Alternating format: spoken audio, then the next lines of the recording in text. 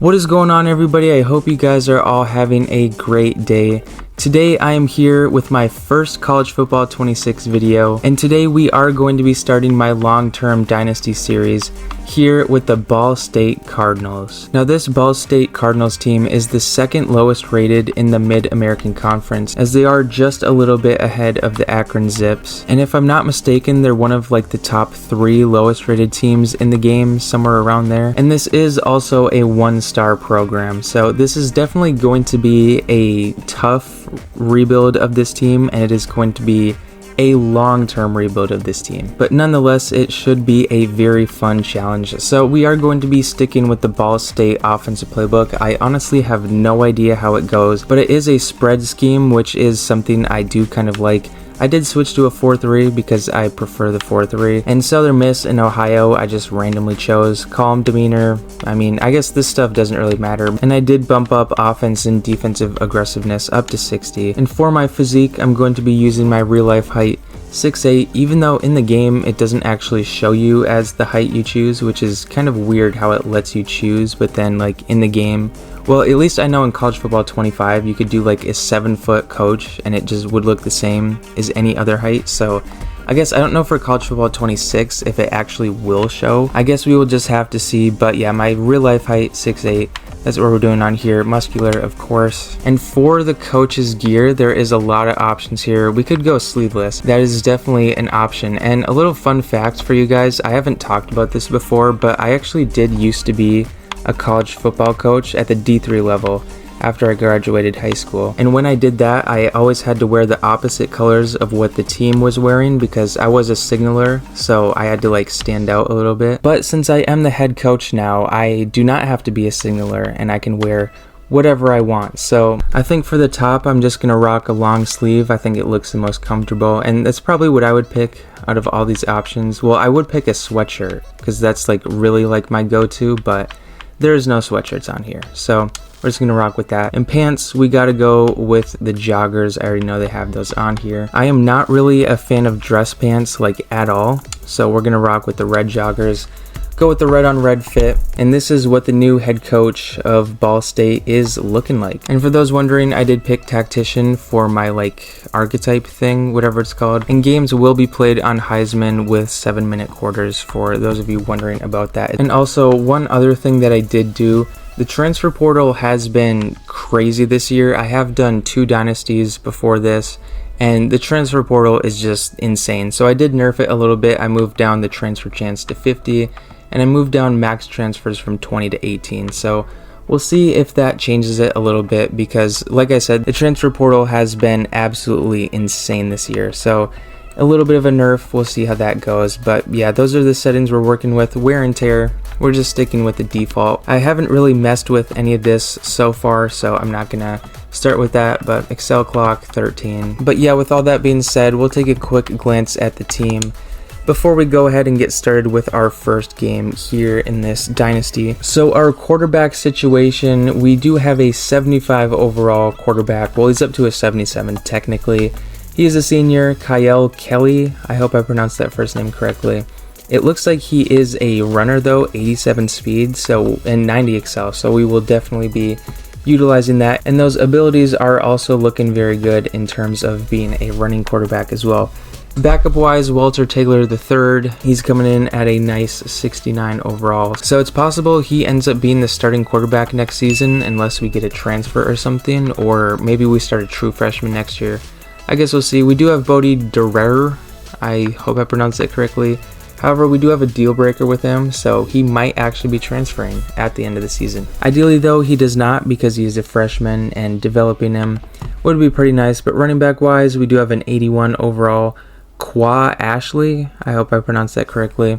81 overall though as a junior. However, deal breaker plans to, yeah, he's going to be gone at the end of the year, so that's unfortunate. But it is what it is. Fullback, let's just see, do we have a full? We do. We have a 57 overall JT Branch freshman fullback. And our top 2 rated wide receivers are seniors, and our third is a junior. So recruiting a wide receiver is going to be pretty important this season. But I mean, recruiting pretty much every position is going to be important because like we're a 62 overall. I guess offensive line, we do have a pretty decent left tackle, 76 overall. What about left guard? 74 overall. Okay, that's solid. What about 75 overall? Okay, so the offensive line is looking pretty decent. I think moving Cole Mosier to right guard might actually be the move, which is overall 75. So yeah, we'll move him in at right guard since there is a little bit of an overall advantage there. What about right tackle? 68 overall. Okay, so I think maybe we move like Zach Bandy to right tackle, and just because there's a little bit of an overall advantage. And now checking out the defensive side of the ball, looking at our edge rushers, we have a senior 69 overall Dante Cohen here at right edge, but it's listed as left edge, so I guess I don't even know what EA's got going on. But what about right edge? We have our left edges on the right. So yeah, that's interesting. Justin Thomas though, 67 overall. So our edge rushers, you know, we would like to have a little bit of a higher overall there, but I mean, it's year one, can't really expect too much out of that. Interior guys though, we have Drew Hughes, 72 overall. He is a senior, but we do have a true freshman here, Amir Glenn, 69 overall. So his depth trait is normal, and he also does have a deal breaker, conference prestige. Yeah, he's gone at the end of the year, most likely, unless we can convince him to stay. But we also do have a sophomore with F playing style, so I would imagine he's gone as well. We are going to be losing a lot of guys to the transfer portal year after year, so that's just something we'll have to prepare ourselves for. But yeah, Jack Beebe, our Sam linebacker, he is a Will, but he's listed as a Sam in the depth chart. Our Mike is Joey Stemler, 74 overall, as my controller disconnects here. And then as for our Will linebacker, Alfred Chia, and he also is a senior, so our linebacker room is also very old. Yeah, all of our linebacker starters are seniors, and a lot of backups are juniors, and some seniors as well. So yeah, this team is low overall and very old, and that is not really a good combination, especially when you're at a 62 overall. So yeah, but we do have a starting cornerback that is a sophomore, Willie Zuan Yates. I hope I pronounced that correctly. He is CB1 for this season. Hopefully he can develop and maybe get up to an 80 overall. He does have a deal breaker, pro potential, so I mean, it's possible he's gone as well, but hopefully he decides to stay. Safety wise, we do have DeAndre Shepard, 69 overall. He's a freshman. No deal breaker on him, so maybe he sticks around for a couple years here. Strong safety, we have Michael Gravely Jr., senior safety, and he does have a deal breaker, but he's gone after this season anyways. And as for kicker, we have a 67 overall junior with a deal breaker, championship contender. Why on earth would a 67 overall kicker care for contending for a championship? That is interesting. And 67 overall kicker cares about pro potential. You're a 67 overall, you have 76 kick power, 75 kick accuracy. I'm sorry, you are not going pro. And then as for our punter, again, championship contender. Dude, you're a 68 overall punter. Like, why on earth would you care if we're contending for a championship or not? Goodness gracious, bro. But yeah, that's what the Ball State Cardinals going into our first season are looking like. Obviously 62 overall, as I've mentioned a billion times already. This team is not good. You know, we got to be just honest with ourselves. We have a lot of work to do. And again, for some reason, when you do the like rush left end, rush right end thing, it's listing actual linebackers for this position. This happened to me in the first Dynasty I did. I forgot to check, and I realized when I did check that I was starting my outside linebackers as edge rushers. So it is important to always check up on this and make sure you have your actual edge rushers listed at these spots. But what about rush defensive tackle? Okay, Drew Hughes is in there as my controller disconnects yet again. Sub linebacker, yeah, we got our linebackers in here. Slot corner, yep, so everything looks good. And there's also the gadget position now. I'm going to be honest, I really have no idea how this actually works, so I guess this is going to be a little bit of a learning experience for me, but I'm sure by the end of this season we will have that all figured out. Nose tackle, Drew Hughes, isn't he also rush tackle as well? Yeah, so I guess he's going to be the nose and the 3 tech, so I guess that's a very interesting one. But yeah, that is what the team is looking like. I guess it probably would be a good idea to go through and do some red shirts right now. Might as well while we have a chance. I can't imagine there's going to be too many though. I guess just any freshman I can redshirt, I might as well do. And so with the red shirts completed, I decided to get started on my recruiting board, and I actually did get an auto commit. Granted, he is just a 1-star linebacker, but at the same time, this team needs anything we can get. So we do get our first commit before the season even starts. Malik Ankra out of Tennessee. He's a linebacker, 1-star.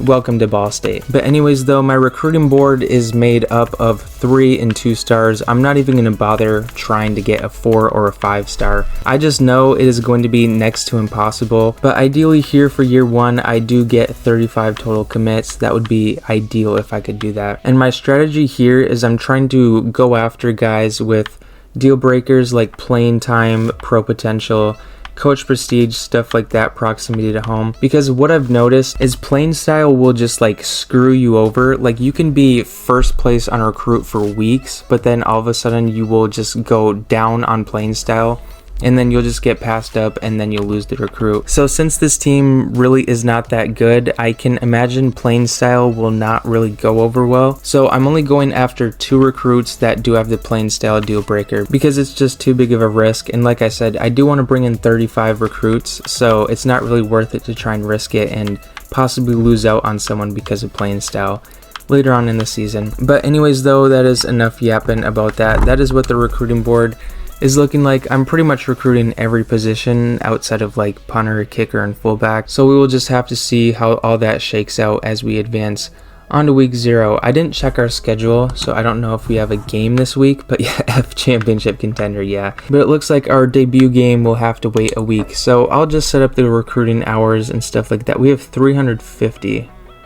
Oh my gosh, this is going to be brutal. And yeah, it was very brutal setting all of that up, but I guess for week 1, there's not really much we can do. I mean, I guess week 0, technically. It's way too early to be like taking anyone off and putting like 50 hours into certain recruits. So this is just kind of like what we're working with. I put 25 on like the really important positions that I think we need to focus on.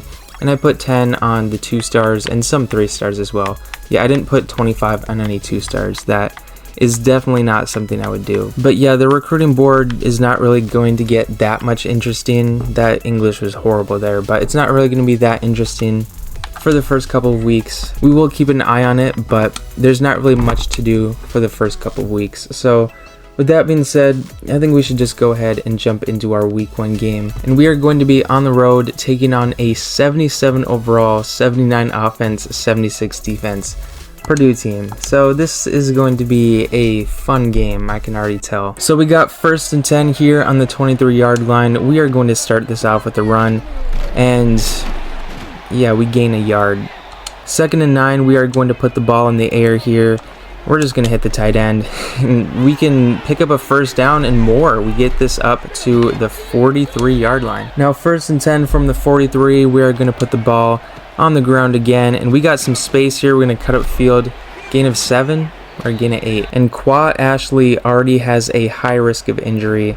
He is, I believe, our highest rated player on offense, so him going down after, what was that, 3 plays, that's not good at all. But yeah, we're going to go deep here on 2nd and 2, see if we can catch this Purdue defense off guard, and we are bagged, so we're just going to check this down and pick up a gain of like 15, 20 there. Alright, we have 3rd and 6 from the 26-yard line. I honestly have no idea if this is in field goal range because for 1, I suck at kicking kicks in this, and for 2, I don't even remember what the kicker's overall is. So I have really no idea if this is like 4-down territory.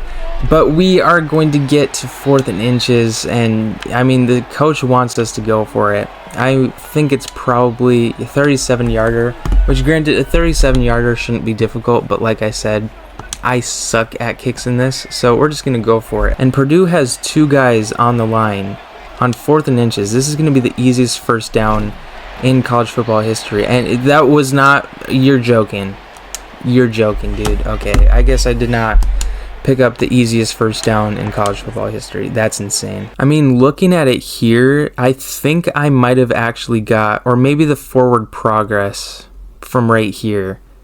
Yeah, I guess, yeah, I probably didn't get it because the forward progress like kind of goes away from falling down to the side. Otherwise, like from right here, or whatever frame I had it, like right here, this looks like it's a 1st down, but he kind of like falls to the side backwards a little bit. But regardless though, I would have had it if I had gone this way instead of left. But I guess it is what it is. But we do have Purdue in a 3rd and 4 situation here on their opening drive.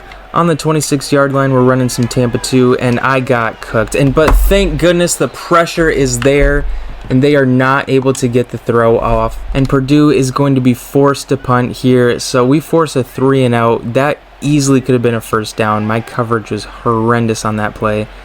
But nonetheless, though, it is going to be a punt for Purdue, and we're getting the ball here on the 38-yard line. And now we are in a 3rd and 5 situation here on the 44-yard line. This is going to be a check down to the running back, and we are going to get into the 24-yard line. Huge pickup there on 3rd down. The first quarter was scoreless, but hopefully we can change that here.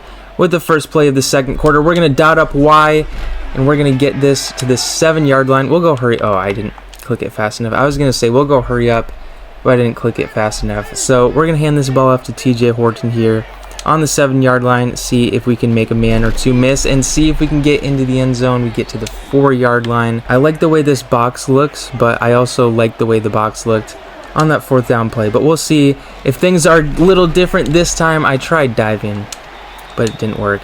We get to the 1-yard line here. I think we hand it off one more time. We'll go right side. But yeah, Purdue is not really gap sound for being on the 1-yard line. We're going to just walk, and this...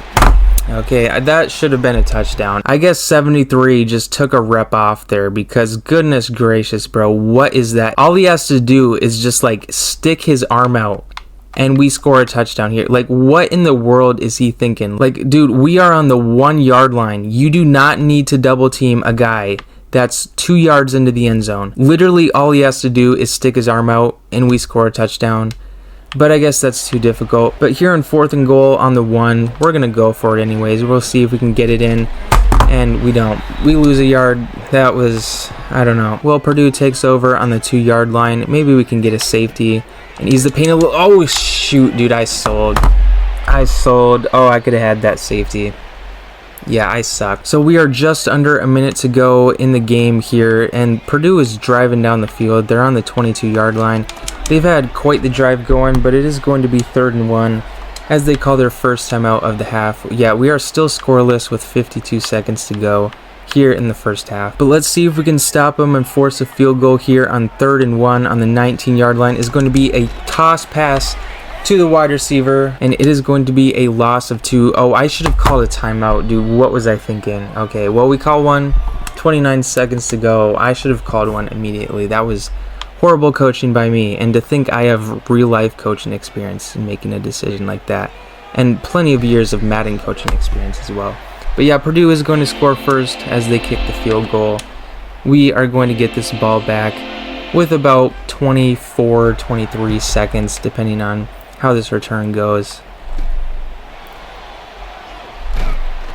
So we got 23 seconds to make something happen here, and we are kind of bagged. Actually, RB is free. We do have 2 timeouts, so I guess we don't have to get out of bounds. 16 seconds, we are on the 36-yard line. Now 1st and 10 from the 36-yard line. We're just gonna hit up A, and that was okay. That's interesting. Thought there would be PI or something there. 13 seconds to go in the first half. This play looks really weird, but I mean, maybe it'll work out. I guess we'll have to see. Oh, RB is... You're joking. Dude, no way. No way. Dude, are you... Dude. Okay, yeah. Give him a free touchdown, EA. Yeah, thank you, EA, for having that whatever mechanic in the game still. That's just ridiculous, dude. I can't tell you how many times that's happened. Like, seriously, how often does that happen where the quarterback is getting hit and a defensive lineman catches it? How often does that happen? Like, I seriously cannot think of a time where that's happened. Actually, yeah. Okay, yeah, we're going into half, down 10.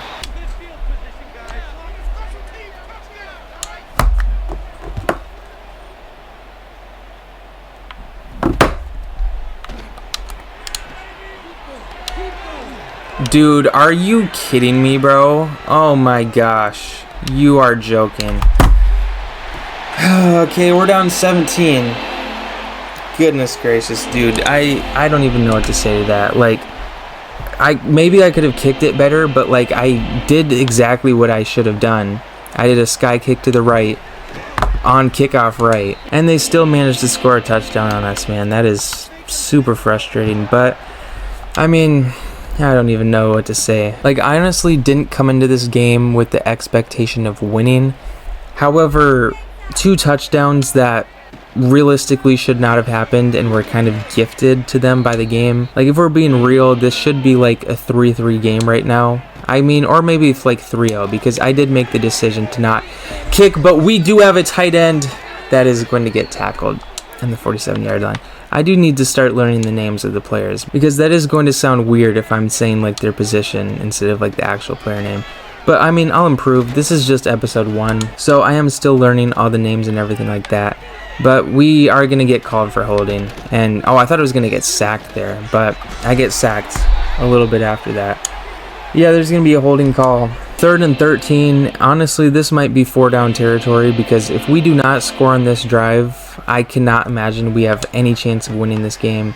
So, actually, we're just going to run this, and we're going to pick up the 1st down. Kyle Kelly showing off the legs and picking up 1st down. I believe his speed is something like in the high 80s or something like that. I remember I pointed it out. I just don't remember the exact amount. But yeah, we pick up the 1st down there, and we are kind of bagged here. So, and of course we get tackled from behind, and he's hurt. That's just awesome, dude. So now we got the backup coming in. This game has gone so well. Well, his injury risk is high. Honestly, I don't even think it's worth bringing him back. This game is a lost cause. It's 3rd and 12. Like, again, I guess this is 4-down territory. If we don't pick this up, like I said earlier, if we do not score on this drive, this game is pretty much over. So we're going to actually scramble for this one, get as many yards as we can, and then go for it on 4th down. Yeah, the coach wants us to do it. I like Webster over the middle here. I guess we'll see if he can sneak open. And he does. Webster is going to pick up the 1st down and more. A 1st and goal from the 10-yard line. We are going to hand this ball off and gain about 3 yards there. Handoff here in 2nd and goal, and yeah, that's just great. 3rd and goal, it would be very disappointing to not score a touchdown on this drive, considering the position we're in. 4th and goal here on the 20-yard line. We just kind of have to go for it. My recording cut off the last play, but I did get sacked, as you guys can probably tell. We're going to throw this ball up, and it was so close, dude. That was so close. Was it a bad decision to go for it on 4th and 20? Absolutely, but at the same time, without a touchdown, we were not winning that game. And yeah, look at that time of possession. We have 10 more minutes, and yet we are down 17 points. Goodness gracious, bro. We do have Purdue in a 3rd and 9 situation here on their own 20-yard line. If we could get a stop and they're going to check it down, we will make the tackle behind the sticks, and the Purdue Boilermakers are going to be punting once again. Oh, X is open. X is open. Is that an overthrow? You're kidding. Oh my gosh, dude, you're kidding. How do you miss him? Oh my gosh, bro. 3rd and 10 from the 40-yard line. Like I said, we needed to score a touchdown on that last drive because we probably only have one more possession after this. So we're going to throw this up to A, and I get sacked from behind, dude. Oh, you're kidding me, bro. That's so frustrating. I had A wide open. Well, we kind of have to go for it here. 5 minutes to go. We're down 17. Might as well try it. Maybe Webster gets open here. Honestly, we'll just throw it up to him. He's had a good game. Possession catch, and it works out. Huge gain. We're going to go hurry up, and we're going to run the same exact play and see if we can have similar results. RB was open, but I get sacked. Oh, you're kidding. Okay, TJ Horton, you might as well just sit out the rest of the game. This is a wash. I guess we'll run the same exact play and see if we can get something going. Webster is open, but it's an overthrow. 3rd and 18, and we're getting suggested a run play. That's how well this game has gone. But yeah, 3rd and 18. This is not really a conventional call, I guess, because I do have 4 downs. But RB is open. Is this going to be it? It is not. Safety gets there in time. I misjudged that completely. We'll go for it. 4th and 18. Not a very high likelihood of converting here, but it's worth a try. A is open, possession catch, and it's intercepted. Yeah, that's... I mean, I guess I could have made a better play. And yeah, that read option has just been destroying us all game. Huge gain for the Boilermakers there. They get it to the 49-yard line. 3rd and 7 here for Purdue. If we're able to stop them, maybe we can get one more offensive possession here and get a little stat pad going, but they are going to hand this ball off, and of course they're able to hit the edge just without fail. And yeah, that is going to do it for game number 1. Purdue is just going to kneel this game out, and we are going to lose 17-0 here in our debut game. We'll go over stats and everything like that, but getting shut out, not fun. But as for passing stats, Kyle Kelly, 11 for 24, 166, 45 completion percentage, 2 interceptions, and Walter Taylor did have that 1 attempt. Rushing yards though, 10 attempts, 32 yards, 1 broken tackle. Kyle Kelly, 6 attempts for -6 yards. Qua Ashley, he did get hurt pretty early on. 2 attempts, 9 yards for him. Would have liked to have more attempts with him, but he did unfortunately get hurt. Maximus Webster, 3 for 58. Eric Weatherly, 3 for 54. Jermaine Ferguson, 2 for 24. Defensive stats, I mean, we didn't have a sack. Yeah, we didn't have anything, no turnovers, nothing like that. It really was not a pleasant game. However, I don't really think the final score really tells the full story, because honestly, those 2 touchdowns they had should not have happened. Like, if we're going to be real, the pick 6 off of that absolutely stupid mechanic, whatever you want to call it, should not have happened. And then the kick return touchdown, of course. I mean, I guess it kind of is what it is. So honestly, I consider this like a 3-0 game. Like, I don't see this as a 17-0 loss. I don't think the final score really tells the full story on this one. Even though we did lose, I will say I am kind of happy with that result, because like I said, I see that as like a 3-0 game. And if we're able to do that well against, and we take on Auburn, oh my gosh, week 2, oh my gosh, dude, the whole team's going to be hurt by the end of week 2, goodness gracious. But as I was going to say, if we can do that good against Purdue, then I think we will do just fine against our conference opponents this season. But yeah, with all that being said, that is going to be the end of episode 1 of the Ball State Cardinals rebuild here in College Football 26. This will not be the only College Football 26 series that I'm doing. I do plan on doing multiple other dynasties. So if you do have any ideas for teams you would like to see, make sure to let me know in the comments. But yeah, with that being said, thank you all so much for watching all the way into the end. I really appreciate that. If you enjoyed, I do have a ton of Madden content up on my channel. If that's something you're interested in, feel free to check that out. I will have more College Football 26 content coming out very soon, so stay tuned for that. But yeah, thank you all so much for watching. I will see y'all next time.